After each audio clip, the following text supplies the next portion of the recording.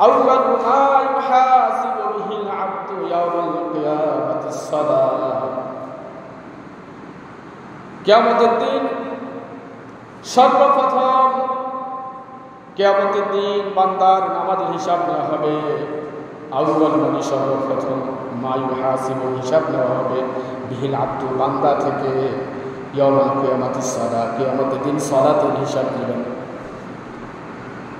রাসূলুল্লাহ সাল্লাল্লাহু আলাইহি ওয়াসাল্লাম বলেছেন, নামাজের হিসাব নেওয়া হবে সর্বপ্রথম বান্দার থেকে। বান্দা, তুমি যে 60 বছর বেঁচে ছিলে, 60 বছরে কত বছর নামাজ আদায় করেছ বান্দা? যদি 60 বছরই তোমাকে বেঁচে থাকতে হয়েছে, কিন্তু 60 বছর তো তোমাকে 53 বছর তোমাকে নামাজ আদায় করতে হতো। কেননা 7 বছর পর থেকেই নামাজের আদেশ হয়ে যায়।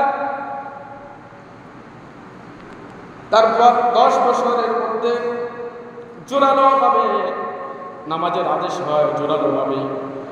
আল্লাহ রাসূল সাল্লাল্লাহু আলাইহি ওয়াসাল্লাম বলেছেন, যেন তার গার্ডিয়ানরা, সন্তানের বাবা মা যেন 10 বছর জোরালোভাবে সন্তানদেরকে নামাজের জন্য শাসন করে, নামাজের জন্য বলে। মুরু আওলাদাকুম বিসসালাতি ওয়া হুম আবনাউ 7 সিনিন ওয়াদরুবুহুম আলাইহা ওয়া হুম আবনাউ 10 সিনিন ওয়া ফাররিকু বাইনাহুম ফী মাদাজিহিম। সন্তানের বয়স যখন 7 বছর হয় তখন তাকে সালাতের জন্য বলো, আর যখন 10 বছর হবে তখন জোরালোভাবে সালাতের জন্য সন্তানকে বলো, ছেলে হোক আর মেয়ে হোক, তার থেকে বাবা মার থেকে বিছানা আলাদা করে দাও। তাহলে আপনি 60 বছর বেঁচে ছিলেন, কিয়ামতের দিন জিজ্ঞাসা করা হবে, ও বান্দা তুমি যে 60 বছর বেঁচে ছিলে, 10 বছর তোমাকে ছেড়ে দিলাম, ঠিক আছে তুমি 10 বছর নামাজ আদায় করলে না, 10 বছর পর্যন্ত প্রথমের 10 বছর ক্ষমা করে দিলাম, কিন্তু 50 বছর যে বেঁচে ছিলাম, বাকি 50 বছর কেন সালাত আদায় করো না? আর যদি 50 বছর সালাত আদায় করেছো বান্দা, দিনে কত ওয়াক্ত পড়েছ? দৈনিক যে 5 ওয়াক্ত নামাজ তোমার জন্য ফরজ করা হয়েছে, বান্দা 5 ওয়াক্ত নামাজ তুমি পড়েছো কিনা? এই কথা বলা হবে, এইটার হিসাব নেওয়া হবে। বান্দা 5 ওয়াক্ত পড়ো না কেন? ফজর পড়েছ, জোহর পড়ো না, কিংবা জোহর পড়েছ আসর পড়ো না, মাগরিব পড়েছ ইশা পড়ো না। পুঙ্খানুপুঙ্খানুভাবে নামাজের হিসাব নেওয়া হবে। আর যখন নামাজের হিসাব দিতে পারবে না বান্দা, তখনই তাকে জাহান্নামে যেতে হবে, তখনই ওই বান্দা জাহান্নামী হবে, জাহান্নামে যাবে। যখনই জাহান্নামে যাবে, ওই জাহান্নামের ফেরেশতারা জিজ্ঞাসা করবে, অথবা অন্য অন্য কয়েদিরা, অন্য অন্য জাহান্নামীরা জিজ্ঞাসা করবে যে ক্বালু মা সালাকাকুম ফী সাকার, ও বান্দা জাহান্নামে কেন আসছো? ও আল্লাহর বান্দা জাহান্নামে কেন আসছো? মা সালাকাকুম ফী সাকার, জাহান্নামে কেন আসলা? কিসের কারণে তুমি জাহান্নামে আসতে হয়েছে? কোন অপরাধের কারণে তুমি জাহান্নামে আসছো? তখন ওই বেনমাজি বলবে মা সালাকাকুম, এই প্রশ্নের জবাব মা সালাকাকুম ফী সাকার, এই প্রশ্নের জবাবের পর সে বলবে ক্বালু লাম নাকু মিনাল মুসাল্লিন, ক্বালু লাম নাকু মিনাল মুসাল্লিন, নামাজ পড়ি না, নামাজ না পড়ার কারণে আমাকে জাহান্নামে আসতে হয়েছে। নামাজ পড়তে হবে, নামাজ না পড়লে জাহান্নামে যাবে, এটাই, এই কথাই ঠিক। কেননা কোরআনের মধ্যে বলা হয়েছে যে তুমি কেন জাহান্নামে আসলা? তখন সে বলবে আমি নামাজ পড়ি না বিধায় আমি জাহান্নামে আসছি। বেনমাজিদেরকে আর কিভাবে বললে বেনমাজিরা মসজিদমুখী হবে? বেনমাজিদেরকে কিভাবে বললে বেনমাজিরা নামাজি হবে, নামাজ পড়বে? আপনার স্ত্রী আপনার ঘরের মধ্যে 1 ওয়াক্ত নামাজও পড়ে না, 1 ওয়াক্ত নামাজও পড়ে না, আপনি ডাক দিচ্ছেন না, আপনি তাকে নামাজের জন্য বলতেছেন না। আপনি শ্বশুর ঘরের মধ্যে আপনি 5 ওয়াক্ত নামাজ আদায় করেন, মসজিদে এসে 5 ওয়াক্ত নামাজ আদায় করেন, আপনি 5 ওয়াক্ত নামাজি, অথচ আপনার পুত্রবধূটা শুয়ে আছে, আপনি তাকে নামাজের জন্য বলছেন না। আপনার পুত্রবধূ ঘুমাচ্ছে, আপনি তাকে নামাজের জন্য বলতেছেন না। আর আপনার ওই যে যুবক ছেলেটা 15 বছরের বয়স বেশি হয়ে গেছে, ওই ছেলেটাও ঘুমাচ্ছে, আপনি তাকেও নামাজের জন্য বলতেছেন না, আপনি তাকে নামাজের জন্য বলতেছেন, আপনি নিজের থেকেই মসজিদে চলে আসেন, কাউকে নামাজের জন্য আনতেছেন না, তাহলে আপনি ভেবেছেন কি আপনিও ছেড়ে যাবেন নাকি? আপনাকে তো শুধু বলেন আল্লাহ তাআলা নামাজ পড়ার জন্য এক জায়গায় বলেছে আল্লাহ তাআলা ওয়া আকিমুস সালাতা ওয়াসতাবির আলাইহা, যে তোমরা সালাত কায়েম করো, সালাত পড়ো, সালাতের মধ্যে অটল থাকো, অর্থাৎ কখনোই সালাত ত্যাগ করো না। আর যত জায়গায় বলেছে ওয়া আকিমুস সালাতা, সালাত কায়েম করো, তুমি নিজে পড়ো, তোমার পরিবার পরিজনকে পড়তে বলো, তোমার বাড়ির লোকেদেরকে পড়তে বলো, তোমার গ্রামের লোকেদেরকে পড়তে বলো, তোমার রাষ্ট্রের লোকেদেরকে নামাজ পড়তে বলো। এটা হচ্ছে কি কায়েম করা মানে প্রতিষ্ঠা করা। কায়েম করা মানে কি? প্রতিষ্ঠা করা। ছেলে হোক মেয়ে হোক, প্রত্যেকটা মুসলিম নর এবং নারীকে 7 বছর পরে থেকেই সালাত আদায় করতে হবে। শুধু কেবল মহিলাদেরকে আল্লাহ তাআলা কিসের সময় দিয়েছেন? ঋতুবর্তী মহিলা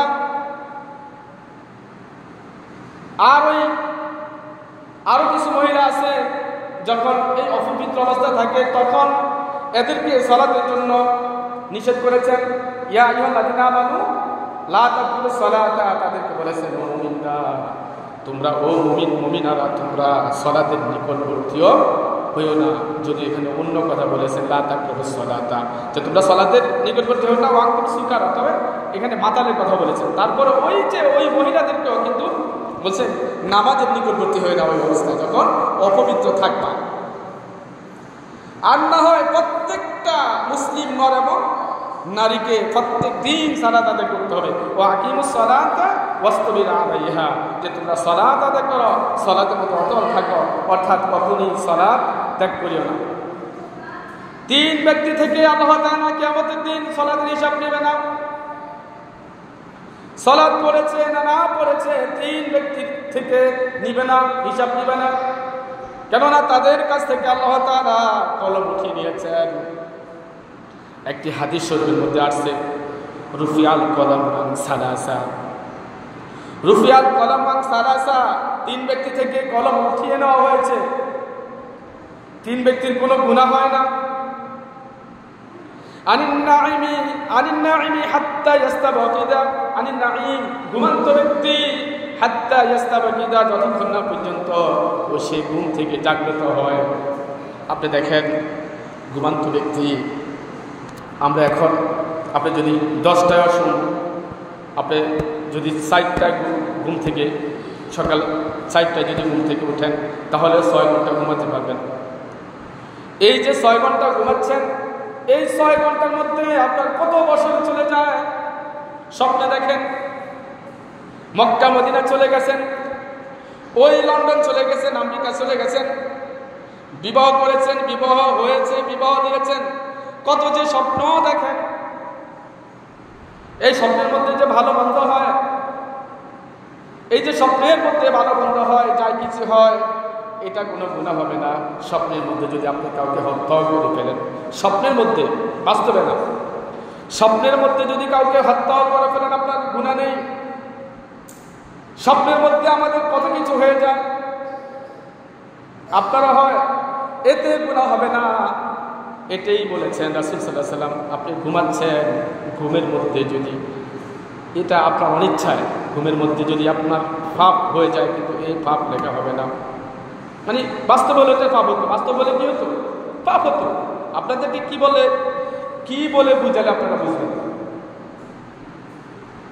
তো বাস্তবে করলে এটা পাপ হতো, কিন্তু ঘুমের মধ্যে করতেছেন, ঘুমের মধ্যে থেকে স্বপ্নের মধ্যে করতেছেন, এটা পাপ নেই।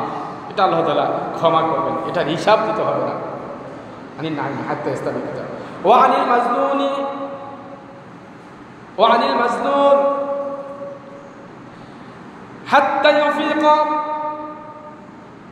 ওই ঘুমন্ত ব্যক্তি করার পরে মাজনুন, ওই পাগল ব্যক্তির কোনো গুনাহ নেই যতক্ষণ না পর্যন্ত তার শেষ আছে।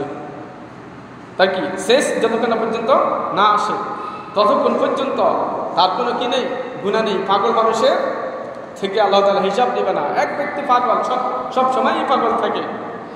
কি থাকে? সব সময় পাগল থাকে। সে ওই পশু পাখির সাথে কথা বলে, গাছের পাতার সাথে কথা বলে, হাঁটতে হাঁটতে কথা বলে, কাকে কি বলে না না বলে সে এগুলো বুঝে না। এই ব্যক্তি পাগল। এই ব্যক্তি থেকে আল্লাহ তাআলা হিসাব নেবে না। তাহলে বলছিলাম রুফিয়াল কলম আন সালাসা, তিন ব্যক্তি থেকে কলম উঠিয়ে নেওয়া হয়েছে। আনিন নামি হাত্তা ইয়াস্তাবিদা ওয়া আনিল মাজনুনি হাত্তা ইউফিকা তাফারু আনিস সাবিকি হাত্তা ইয়াহতালিমু।